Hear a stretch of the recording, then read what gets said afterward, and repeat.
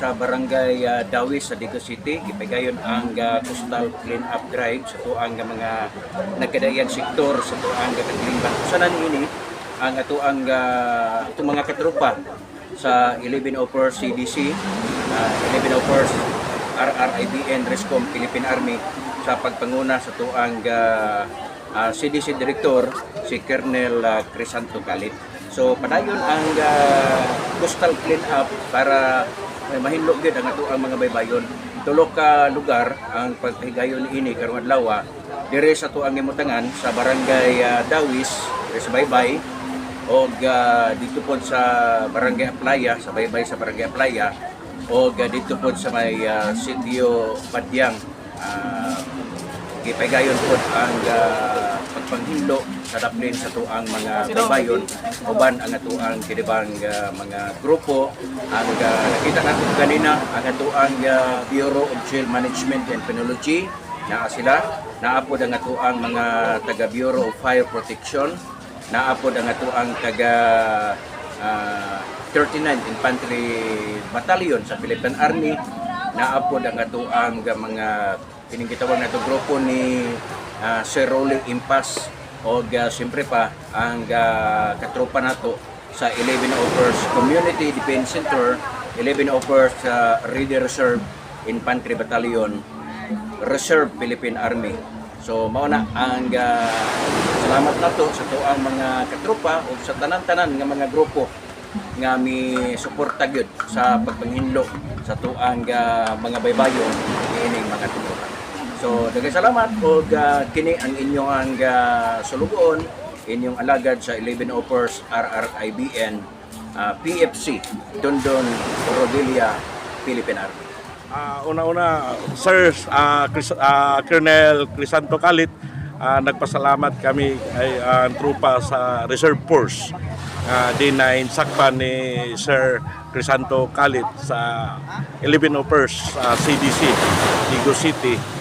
Nga gihatagan pud mi o higayon nga ma-link up niini nga okasyon coastal clean up.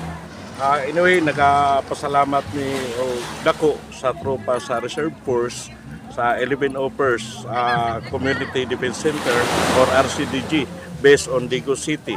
Inubanan sa mo ang CDC Director si Colonel Crisanto Calit, ang among CDC Director. So rami karon nagpaygayon o nahalambigit sa ang among organization diri sa coastal cleanup Barangay Dawis, Digo City. O din ang uban ang tropa sa naglangkop ang tropa sa Alpha Company, Bravo Company, Charlie Company ug headquarters. So upat ka kumpanya ang nagpaygayon dini karon buntaga Sa kuan na sir sa 11 Opers sa 11 Opers CDC. So malipayon kami nga nagmalaploson coastal clean up karon buntaga diin gilangkuban sa tanan ahensya sa local government unit sa Digo City. Diin ang mga nailangkob ang BGMP, Fire, MDR ug uban pang ahensya sa gobyerno. Siguro taon-taon humana kay limpyo naman makita nato na limpyo na kayo ang ato ang coastal area dinhi sa Digos Dawis, Digo City. Kalihukan karon sa Dawis ang pagpakuha sa mga basura diri sa ilahang lugar. Isip nga taga Santa Cruz ko dapat kami unta dito sa Santa Cruz magpagyapon ni mag coastal clean up. Kasi noon, kapila ka tuig, kapila ko ani. Kay sa sunod lang, basta bye-bye, daghang sagbot. Isip nga, kuhan, nga sa tagpos yan, suporta ko ni mga kuhan, nga niya klase nga pangitabo, ni coastal clean up. Kaya lamidan, doon bye-bye po dito. Usahay, makalakot, nag-usahay, nga limpyo ron, pagkagabi ang mga sagbot, abili mo kuhan ka ng labay, kalot rin ay sa balas, magkapulan mga sagbot. So, akong idayag tatanang taga Santa Cruz nga ang ato ang kuhan, mga baybay sa itong lugar, atong ning limpyuhan. Muna sa tanan sir, nagapasalamat mi kay giimbitahan mi sa kaninga aktibidades. Gi panguluhan ni sa Alpha Company. Si First Lieutenant Jerwin Esteban sir. Kaning aktibidades sir, ako kining tabang sa komunidad aron pinlo ang atong lugar sir. Labi na naghiusa ang mga atong nagkalain-lain mga agency sir. So pinaut ko dili lang kaninga adlaw nga mahitabo kini